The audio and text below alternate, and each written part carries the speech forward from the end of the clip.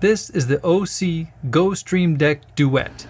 It's the newest small format multiple video input switcher and streaming encoder from OSEE, and it's almost identical to the original OSEE GoStream with 4 HDMI inputs, 2 HDMI outputs, 2 USB-C ports, 2 3.5mm audio ports, a dedicated headphone jack, a network port, tons of buttons on top for full control of this video switcher without the need for a laptop, a physical T-bar for manual transitions, and an SD card slot for loading still images, playing back video, and recording to that SD card, all in this little package.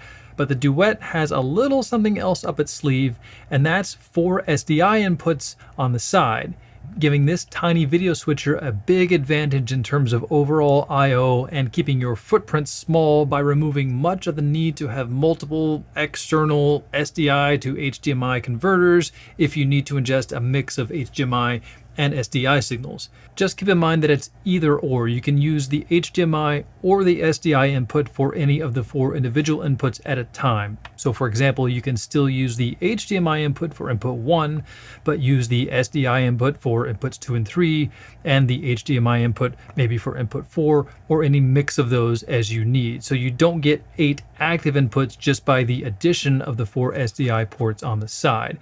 But you do have a 5th video input option via one of the USB-C ports on the back, which you can use to plug in a standard web camera like this Logitech webcam and use a web camera as that 5th video input if you need.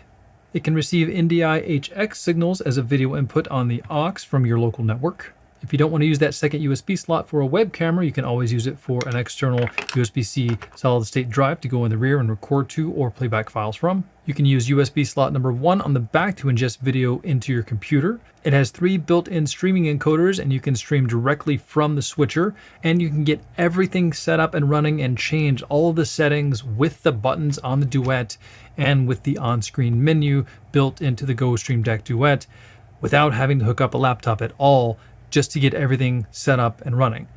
That's a lot, but the biggest feature for me is having the option of SDI or HDMI inputs all included in this one small streaming and video switching device. These new SDI inputs just give you more options for receiving professional video signals and keeps your setup clean and organized. And it's only about a 1/2 inch wider than a Blackmagic ATEM Mini. And for clarity, OSEE did reach out to me and sent me this GoStream Duet.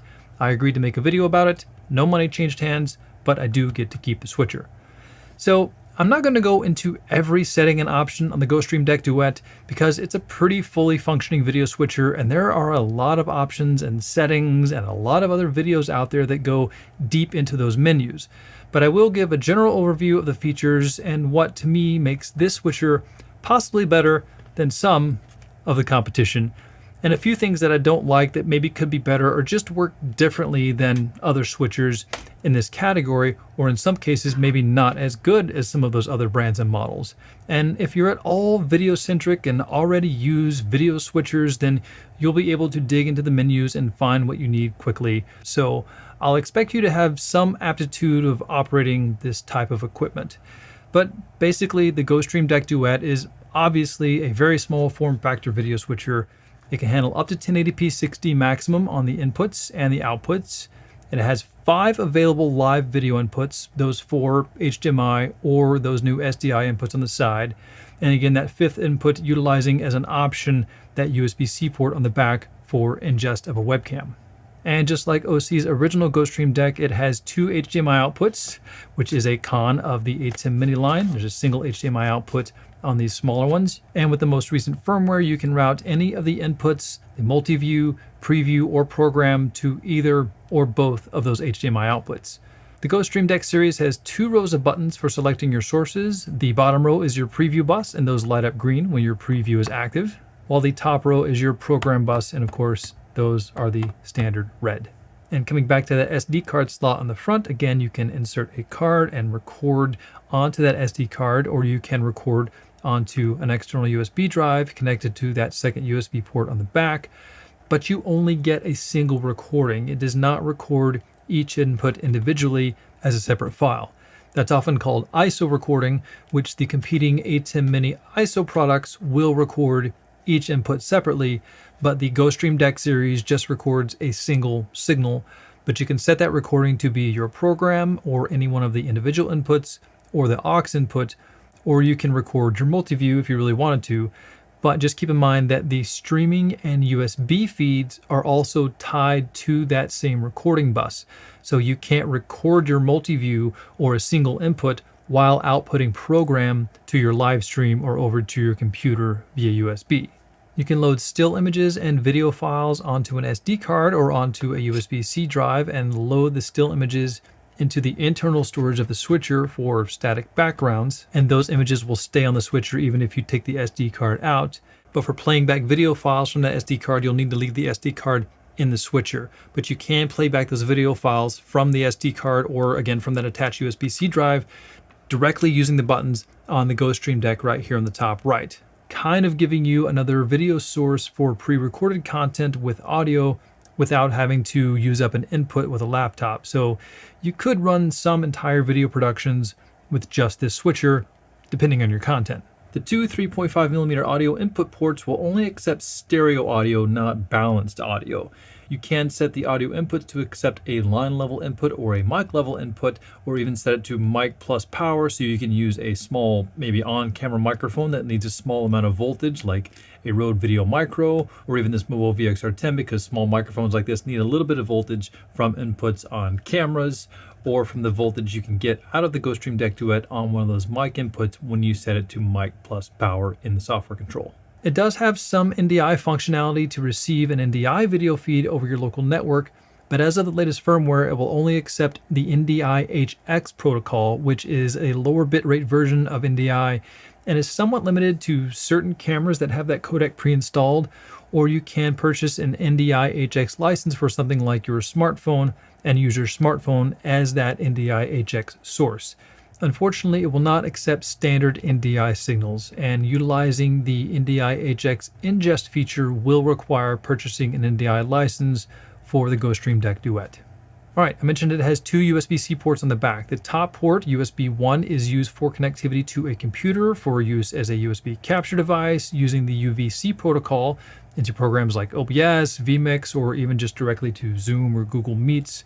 And you can also change what view goes to the USB-C port. So if you wanted to, you could output your multi-view to your USB-C port while having HDMI 1 be preview and HDMI 2 be program, as long as you install the latest version 2.1.0 firmware.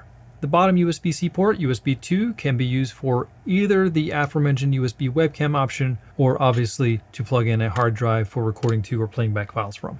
You've got built-in picture-in-picture options, super source for side-by-side shots or custom layouts, upstream keys for green screens or Luma keys, downstream keys for things like lower thirds, so you can put your name down here, very nice. Mix effects like a simple fade, or horizontal, vertical, or any number of different wipe effects, or even circular or diagonal wipes. A dip to a color before your next transition, like black, white, or any color you choose.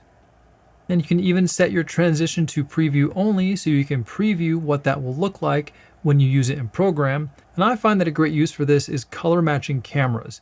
You can set the transition to preview and set it to a vertical side-by-side wipe, for example, and then using the T-bar, bring in the wipe so it stays in the middle or wherever you need it to match up your talent. I'm not doing a very good job here, but there, let's say I had two cameras and I had my talent where I could match up their face in two different cameras, and then I could tell each camera operator to make adjustments at their camera or use the camera CCUs that I might have sitting beside me to color correct those cameras myself, all while still sending another view out to program while I'm doing this in preview. It does have some macro recording functionality, so you can record certain moves or things you want to do, and it has dedicated buttons to recall those macros. I haven't had a lot of time to play with that or record anything, but there are some options on the GoStream Duet for recording those macros. And as I mentioned, it has built-in streaming encoding right on the device without the need for a computer. You can copy those keys from your streaming service, import them here, and choose between any of the services that you need, like YouTube, Twitter, Restream.io, Vimeo, Boxcast, Facebook. And you can see right here on the menu, I've got Stream 1 set to Vimeo, I've got Stream 2 to Facebook, and I've got Stream 3 to Twitch. And as long as all my streaming keys are loaded properly and those services are ready to accept my feed, I hit the live button and the GoStream Duet will stream to all 3 locations at the same time. It has a power button so you can turn it on or off without having to unplug the switcher.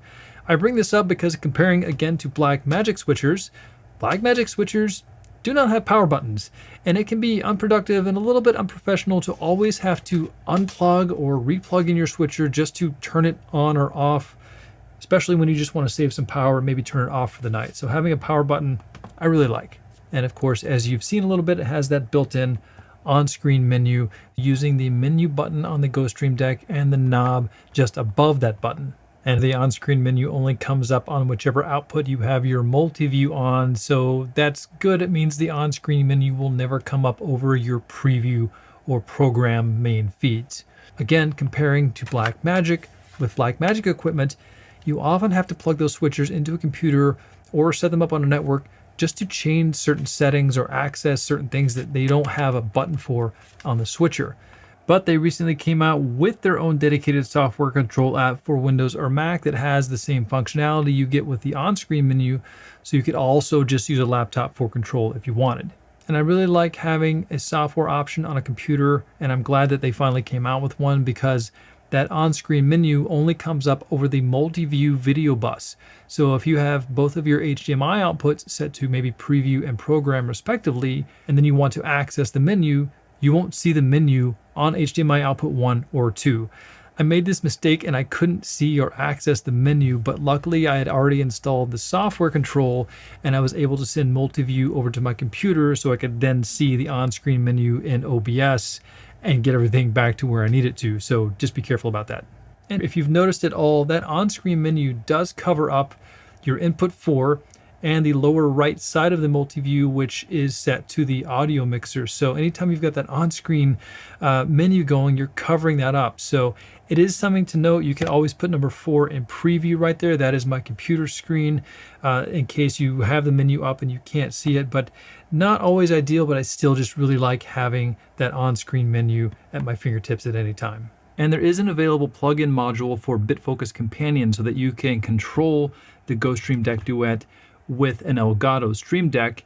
It's not a default part of the Companion package when you download Companion and install it, so you have to manually install the module. It took me a bit and some emails back and forth with OSEE, and actually I found the answer on the Facebook users group of exactly where to put that package. You have to get the package from OSEE, from their downloads. I'm not sure if it's publicly available yet, but I got it installed, and as you can see here, if I hit Cam 4 preview on my Stream Deck over here, then I can control everything from there. Go camera 3.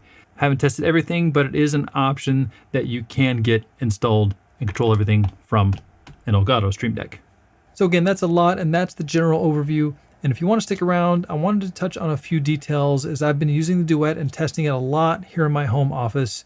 And so far it's worked very well, but let's dig into a few more things.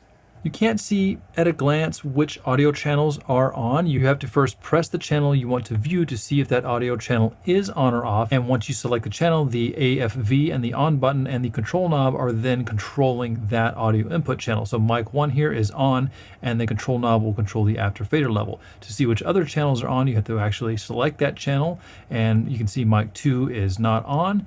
N1 is on, so I've got the audio coming from that camera going to the program recording for the GoStream Duet, but you then have to keep selecting the channels to see whether they're on or off, etc. But at least you can see which channels are on or off and make changes and adjust, again, their after fader level with that control knob. The only way to adjust the input level for those channels, that is the pre-fader gain, would be to go into the software control, either with the on-screen menu down in the audio mixer section, or by connecting the software control, going to audio mixer and selecting the input gain for any of the channels right there. But you can always see which channels are on by looking at the audio mixer on your multi-view screen.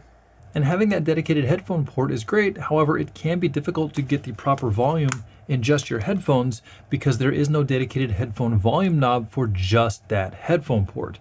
You can adjust the headphone port volume by going to the menu in the software, then go to audio mixer, monitor, then adjusting this level here.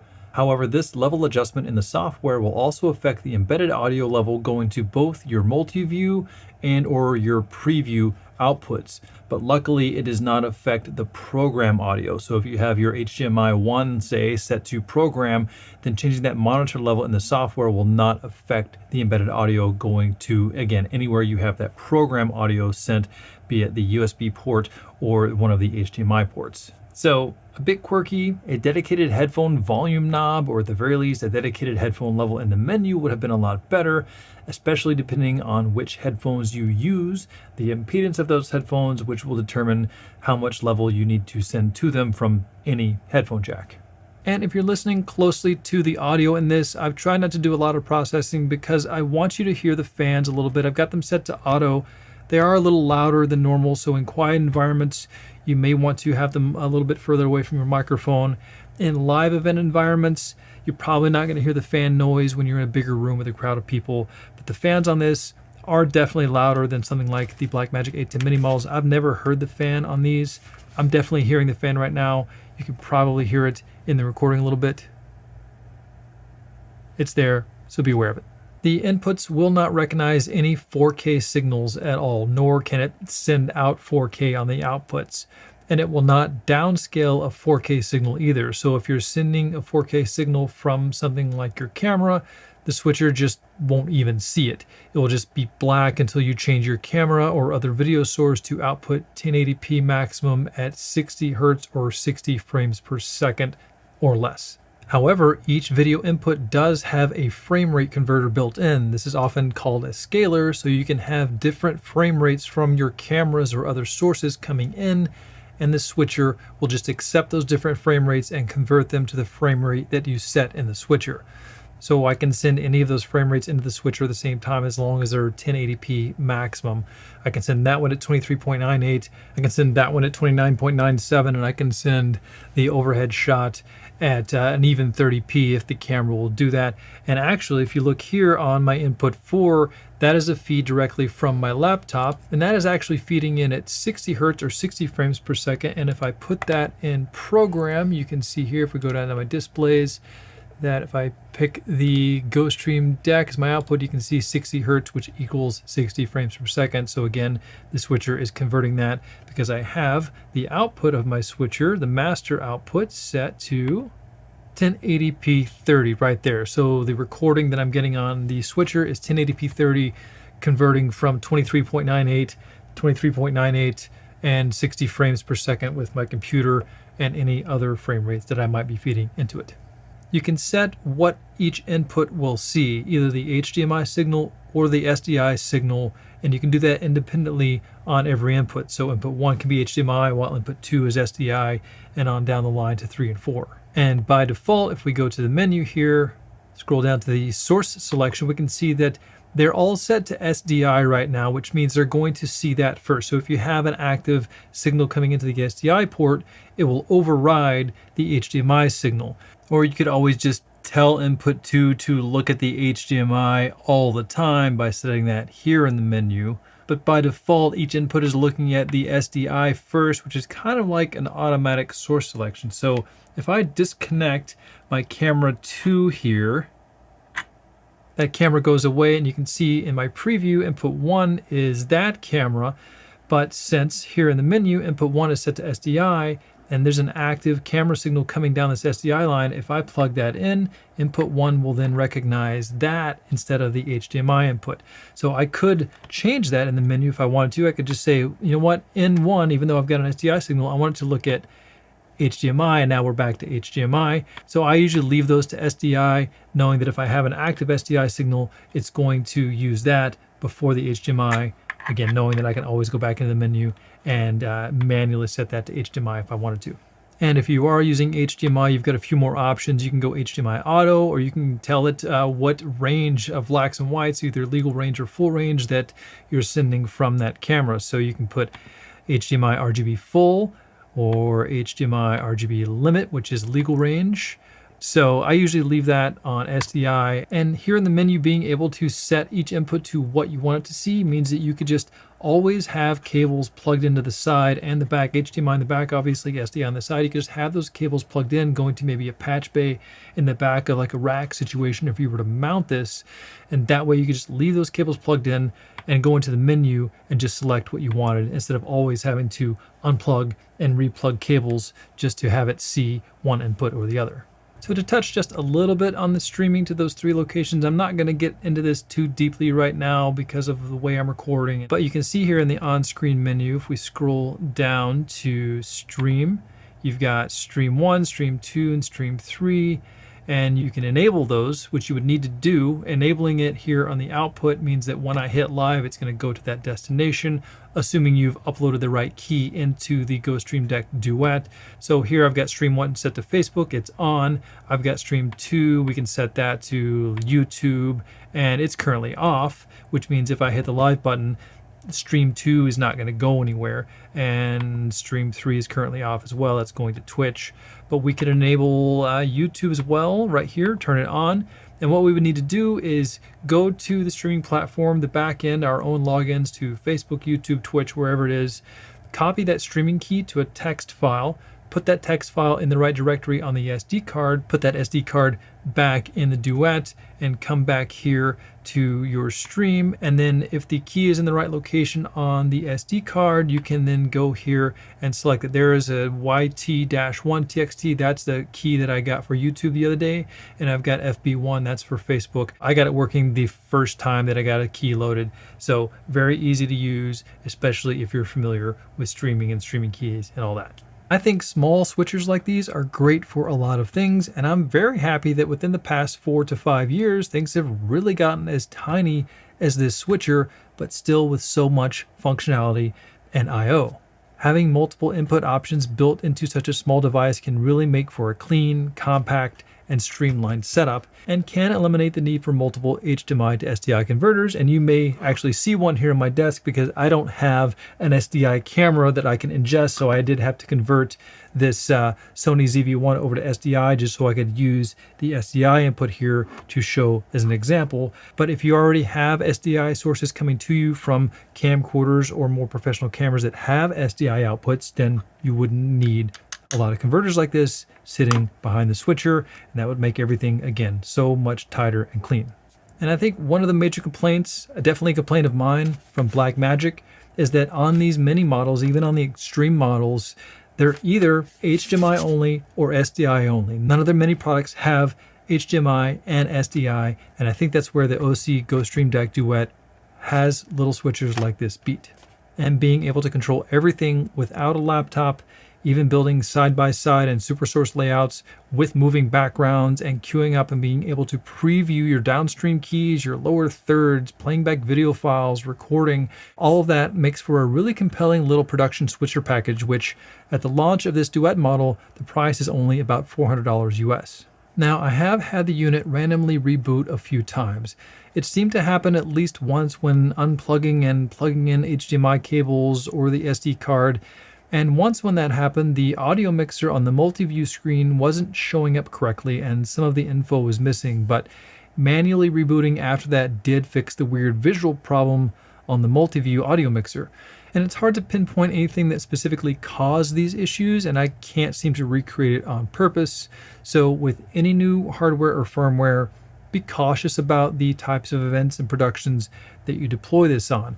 Again, this is new firmware, and some of those reboots may have been because it's, I think, still beta firmware. It may be the public release, but it's the first version of the firmware that allows that software control, so they may still be working through a few of those things. And I will say that I've had the fan control set to low quite a bit. You can set it to auto, high, or low, so maybe the unit got too hot during those times, or again, it could be the new firmware, which could obviously be resolved with a future firmware upgrade. Now, I haven't used a lot of products from OSEE. They are a Chinese-based company, but their communication and customer service and answering questions about my unit here have been very quick and informative, and maybe this video and others will help them continue working on their great features and any issues that I or you may encounter. Brands like Blackmagic Design are much more well established and road tested, But I've had a lot of problems with these ATEM minis over the past few years. This one actually doesn't work on inputs 1 and 2 anymore. I've had them stop recording and corrupt recordings and just being unresponsive, and had to hard reboot them by unplugging the power and plugging it back in. So Blackmagic is far from being perfect either, and I've had a lot of fun testing and using the features of this tiny OSEE GoStream Duet. So obviously there are definitely some things that are a bit quirky or don't work exactly like I think they should or how I want them to, but overall I think there's a lot of functionality here that will keep your setup small and organized. And I think that's going to be it for this video. So if you like this video, I hope you did. Be sure and hit those like and subscribe buttons below. They really help out my channel and help me continue bringing you content like this and going over as much as I can go over in the limited time that I have in my somewhat busy life. So for now, that's it, and I will see you on the next one. Later.